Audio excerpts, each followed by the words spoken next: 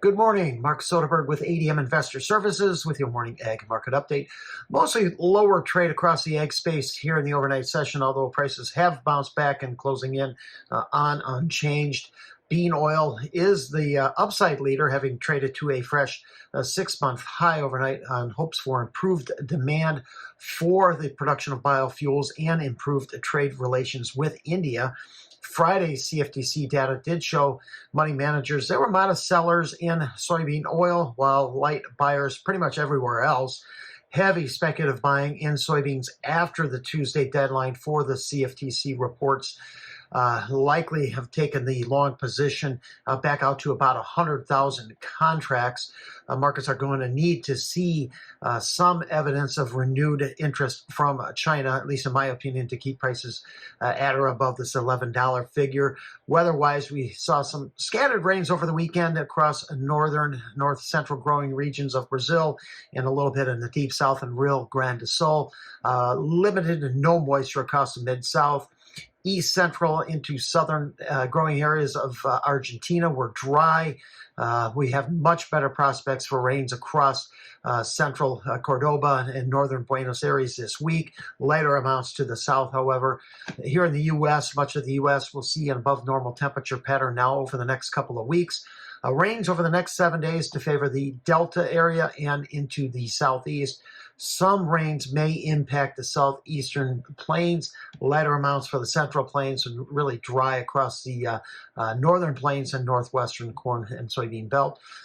Right now we got crude oil is nearing unchanged. U.S. dollar is weaker. March corn down 1.5 pennies at 4.28 3/4.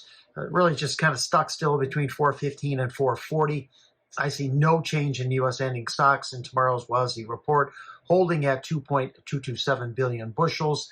We've got lower FOB offers from Argentina are continuing to cut into U.S. market share on exports. Year to date, though, we are off to a very strong pace. Second crop plantings in Mato Grosso, second crop corn plantings have reached 28%, just above the 26% from a year ago. We did see a rather sizable drop in corn open interest in Friday's trade, down about just over 23,000 contracts. March beans are now down only 0.5 cent, 11.14 and 3/4. March oil, that's up 75 points at 56.08, while meal is down $3.50, holding in very close to $300 a ton.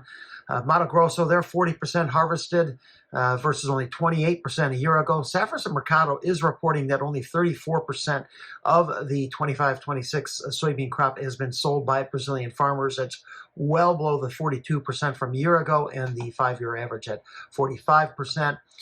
We did see a rather sizable drop in biodiesel and renewable diesel production in the month of November, down to only 418 million gallons. Year to date, production at 4.278 billion is down 10% year over year. Policy uncertainty has led to slower production rates. Industry capacity did jump up to a new record high, however, at 6.972 billion. Bean oil usage fell to a 7-month low at only 930 million pounds, so we're likely to see another cut from the USDA in the amount of bean oil used in the production of biofuels. And I also look for ending stocks here on beans to hold steady at 350 million bushels. No change in the exports as we await to see if any renewed interest from China. Mixed here in the wheat overnight, really within about 1 penny of unchanged.